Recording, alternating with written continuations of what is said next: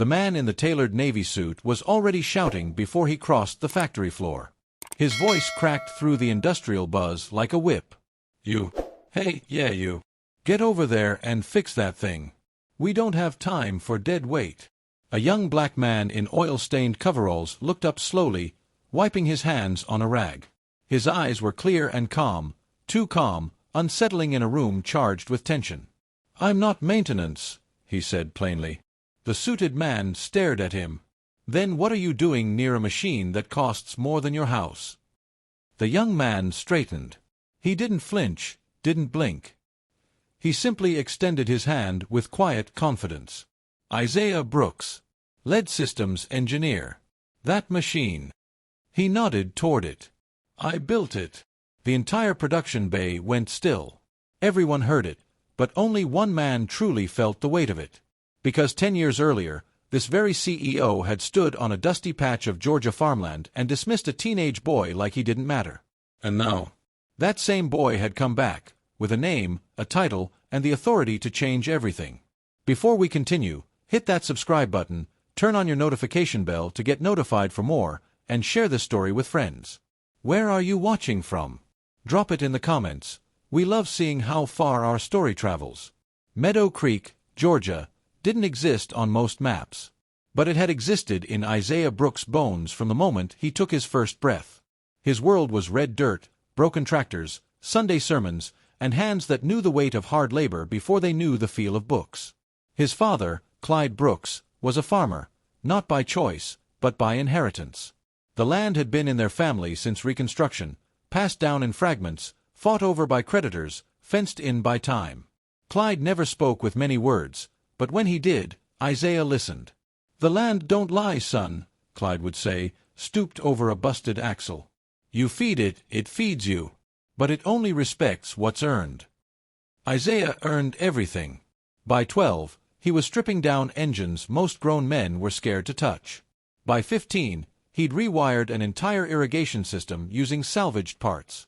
But to the outside world, he was just a quiet black kid from nowhere with greasy hands and a name nobody needed to remember. Then one summer morning, a white SUV with tinted windows turned onto the gravel road leading to the Brooks family farm. Out stepped Mitchell Langston, CEO of Langston Agrotech, tall, slick, expensive. The sun didn't even touch his polished shoes. He was new money with old prejudice, and that morning he came to assess field operations after Langston Agrotech had swallowed up the Southern Co-op. He barely looked at Clyde when they shook hands. But his eyes stopped on Isaiah, who was under a rusted John Deere, tightening a bolt with a torque wrench. "That your mechanic?" Langston asked. "That's my son," Clyde replied calmly. Langston's lips barely twitched. "Well, tell him to keep the machines running. We're not in the business of charity." Then he turned and walked off like nothing had happened. Isaiah didn't say a word. But he never forgot that moment. That night, Clyde found him sketching blueprints on the kitchen table, circuit boards, fuel optimization lines, some kind of hybrid engine design he had imagined from scrap parts. "You gonna let that man write your story?" Clyde asked. Isaiah looked up. "No, sir. I'm gonna write his." Years passed. Isaiah earned a scholarship to Georgia Tech, one of the few black students in his engineering cohort. He didn't party, didn't sleep much, didn't quit, even when professors assumed he was in the wrong room or peers offered help he never asked for. He worked the night shift cleaning university labs and spent weekends fixing electronics in dorms to afford food. Still, he graduated top of his class, with honors, and 2 prototype designs under his belt that made his advisors quietly jealous. Then he did the unexpected. He applied to Langston Agrotech, not as a high-level designer, not in R&D, but as a junior maintenance technician at their Atlanta plant.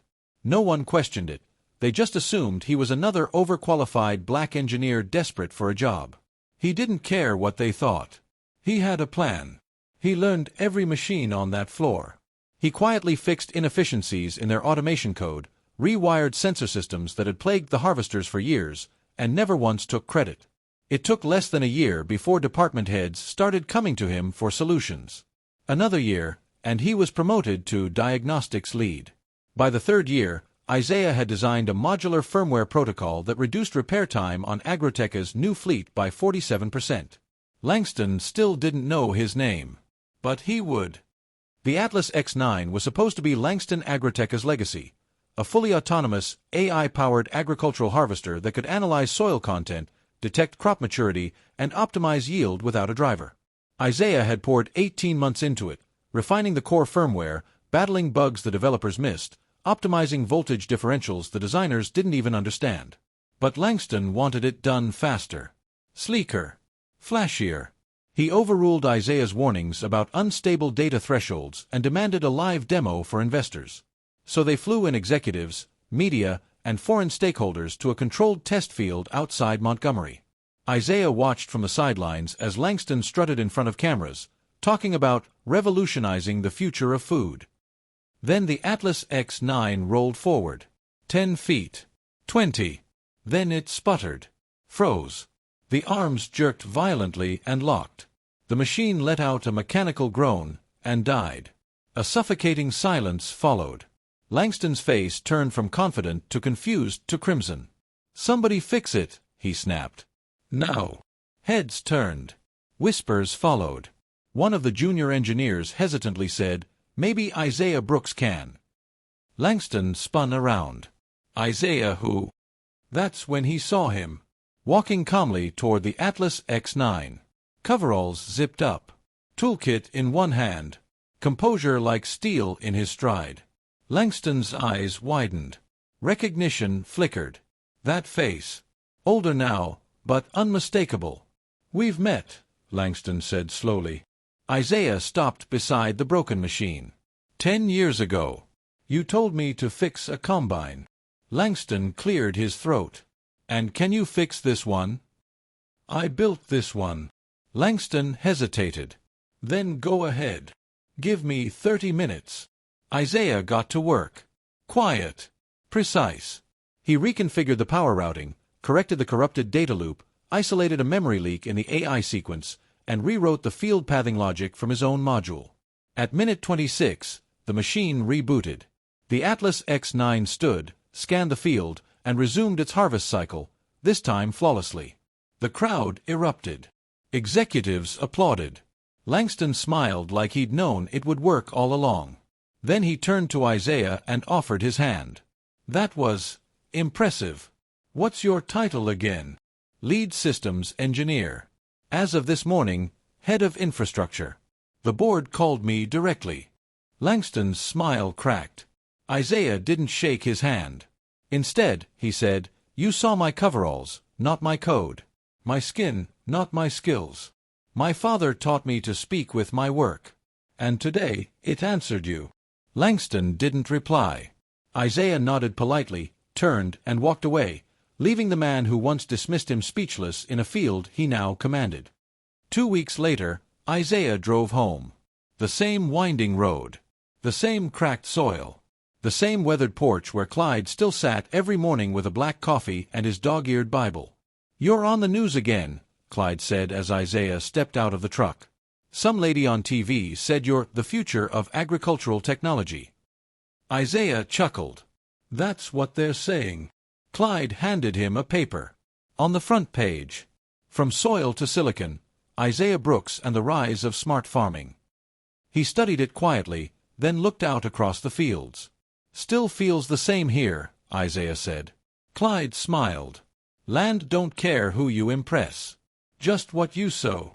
They stood side by side for a while. No more words needed. And far off in some corporate tower, a man in a suit tried to rewrite his memory of that farm visit. But it was too late. The boy he dismissed had become the engineer they couldn't replace. Moral of the story: never judge a person by where they begin. The world might overlook quiet talent, but the soil remembers who worked it. Power doesn't always wear a suit, and the most brilliant minds often rise from the dust. I hope you enjoyed this story. If you were Isaiah, what would you have done? If you haven't subscribed till now, please do. Your support means a lot. See you on our next story.